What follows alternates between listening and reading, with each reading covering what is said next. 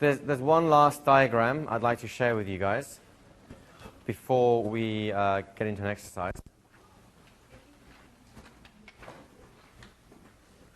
Do we do that now?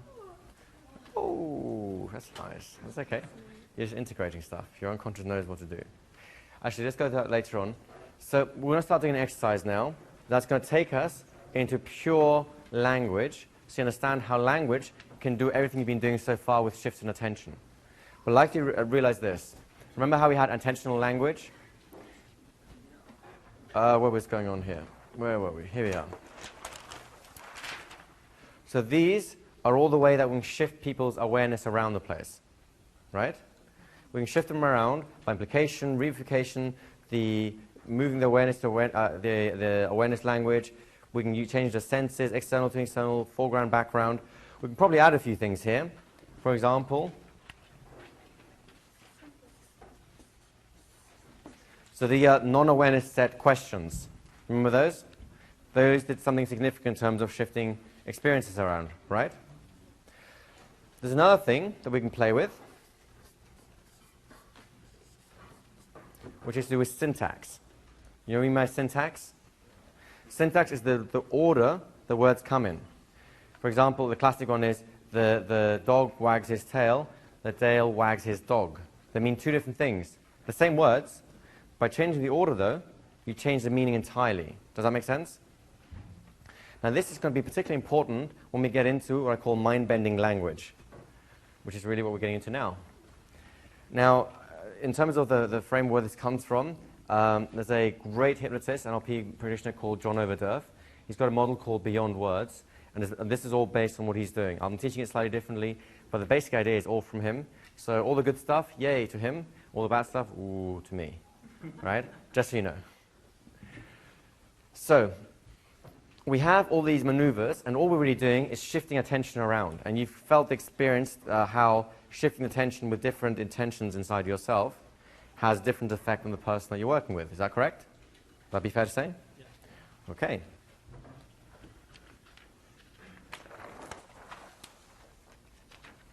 So let's take a simple problem, like, I don't know, I fear cats. Right? So there are different elements in that problem. I do. They're evil. Ever since I started eating them anyway, they're just like, whoo. But you see, this is a simple sentence which could be representative of the kind of problems clients might come in with, right? Now, there's all kinds of things you can do with this. You can do a non-awareness set, revivify, resources and attach them. You can do a blitz on that. Of course, you can do all those things. But now we're going to more conversational things, so people have slightly lighter, more conversational trances, but still have this steam coming out their ears thing. This could be understood in many different ways. It could be a belief, but it could also be an example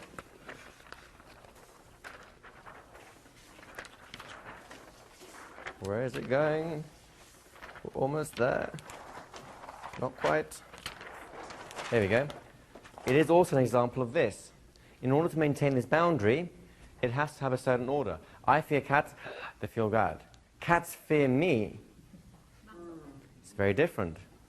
But it's essentially the same ideas, but we've changed the order, we've changed the meaning of it. Does that make sense? Now, this has room for I fear cats. It has no room for cats fear me, but it's made up of the same building blocks. So by changing the order of the building blocks, you're changing the nature of this. This can't really go back to what it was. Is that kind of making sense?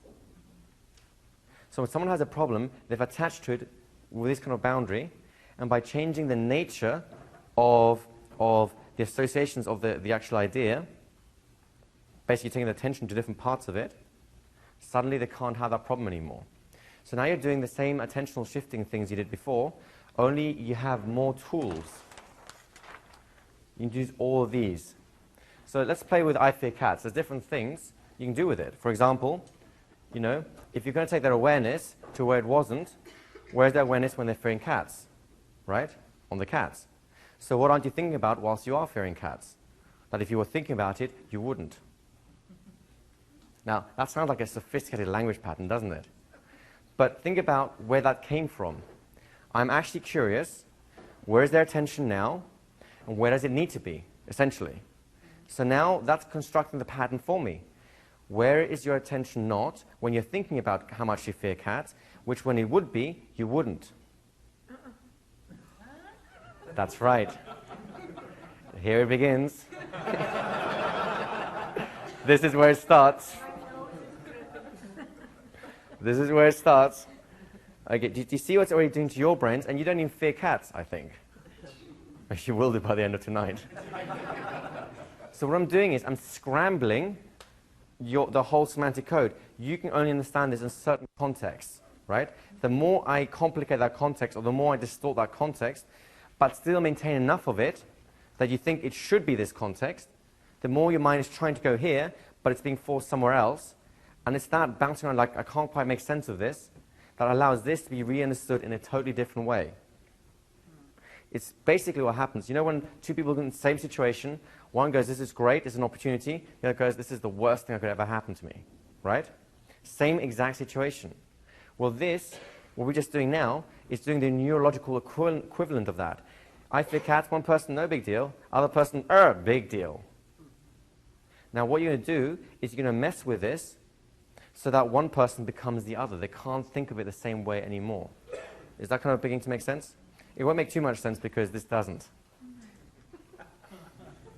But it works. That's right.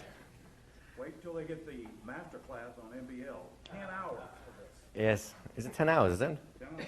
Wow. I did longer than I thought I did. Yeah, your brain will be blowing steam in no time.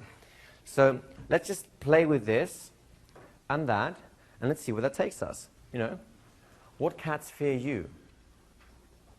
What have I done? I've changed the syntax, right? What aren't cats that isn't the fear you're experiencing? Right? We can also play, actually there's another one I'm going to add here just because it's fun. We can also play with space. Beyond the cats, what aren't you afraid of that can make you feel good? Right? Now this becomes, I've just introduced another element, this becomes particularly useful when you have a resource that you want. For example, with this, it might be just to feel good, right? So now you start making the thing that was used to be a problem, you sneak it into the solution. So what the box that used to look like the I Fear Cat box, you open it up and suddenly, good is inside, right? So you just do that by tricking the mind to think this is happening, but then this is somewhere put in between, and it's trying to put two concepts that doesn't fit in the same box together, and that's where you end up having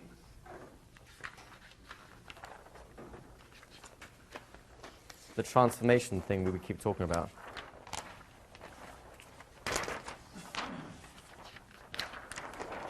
That's when you keep having this, right?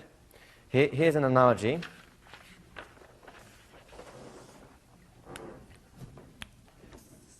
You have a glass full of water, yes?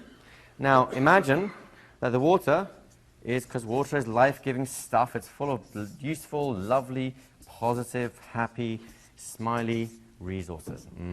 Nice. But on top of the water, you have a thin sheet of oil. And we know oil and water don't mix, do they? We've got a problem. Because you're stuck here, you're coming from the outside, you're stuck here, you can't get through the water because you're floating on top of all that bad stuff. What is a boy to do? Solution, very liquid. You get a little drop of soap. What happens when you drop a drop of soap into the surface of oil? Suddenly, all this stuff starts mingling, right? This is your mind-bending language. This is your problem. This is your resource. That's what you're doing. Is this kind of giving you a context for what you're doing? Mind-bending language, soap. Sorry. I'm going to my kindergarten class now. Soap. I apologize to people at home as well. I'm not normally this way, just when I'm like this. So the soap is designed to do one thing and one thing only, which is to penetrate the barrier, which is maintaining the separation between the oil and the water. Your language pattern is designed to do one thing and one thing only, to penetrate the barrier that keeps this as one contextual unit that has no other possibilities. Right? We go back to the beginning. This is the awareness you can do with it. So let's see if we can do something with senses. I fear cats. Right? When I see cats, I'm afraid. Let's use that one. Okay? What aren't you hearing when those cats are there that when hearing that will let you see something more than fear? That's right. It's going to get worse. All right? Beyond the fear, what could you be feeling when you see cats that will let you hear the music of good feelings? Let's try something else. External, internal. What are you feeling inside when the cats are out there, but not you?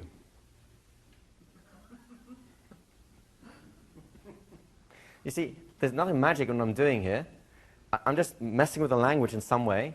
But because the language is meant to be this way for them, their mind wants to go there, but by me messing with it in another way, it just puts other things in. So they can't really make sense of it in the same way anymore, and that's what we want. Now, eventually what's going to happen is one of these things will pop it. They'll just sit there bursting out laughing, and they can't help it. Well, do you think laughter might be a resource? Right? If they're laughing whilst thinking about cats at the same time, that's kind of new for the nervous system, isn't it? So that's kind of what you're looking for. It could be laughter, it could be calmness, it could be all kinds of different things. Does that make sense?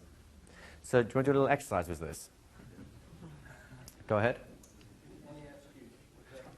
Non-awareness set questions. Remember we did these before? These things here.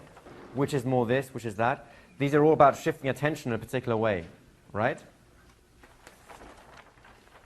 So these are the non-awareness set questions. You've got implications. You can revivify stuff, takes attention somewhere else. You can use presuppositions of awareness. You can use not, negations.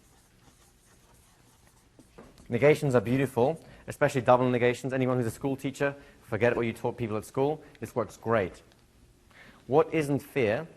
That's not you when you think about cats, right?